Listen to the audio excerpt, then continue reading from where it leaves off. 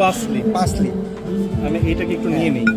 এটা হচ্ছে French parsley, এটার একটা নির্দিষ্ট একটা ফ্লেভার আছে।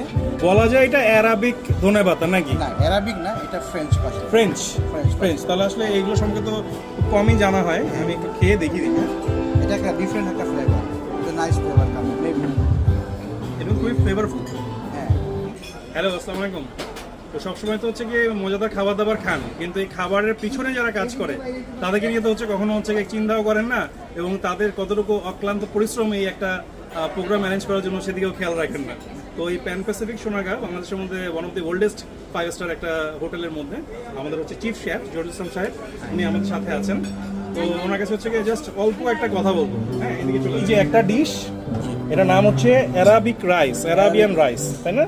এর মধ্যে যদি আমরা দেখি বাসমতি চালের মধ্যে কিমা দেয়া। হ্যাঁ, বাসমতি চালের মধ্যে কিমা দেয়া। তাহলে এটা হচ্ছে অ্যারাবিয়ান রাইস। শুধু কিমাটা নয়, হ্যাঁ, এটার মধ্যে ingredient আরো অনেক কিছু আছে। আমরা অ্যারাবিক স্পাইস ইউজ করি। হ্যাঁ, এইটা হচ্ছে আমাদের দেশের দেশীয় একদম পোলাও, দেশীয় পোলাও। Pure plane pulao. এটা আমাদের স্টেবল ফুড, প্রধান খাদ্য। এই দুটো নিয়ে আমাদের শেফ আমাদেরকে বলবে। অ্যাকচুয়ালি দুইটাই কিন্তু রাইস, বাট এটার মধ্যে একটা ফ্লেভার আছে যেটা হচ্ছে অ্যারাবিক ফ্লেভার। আমরা সিনামন, রাইসটা আলাদা, ফ্লেভারটা আলাদা, বাকি এভরিথিং ইজ সেম।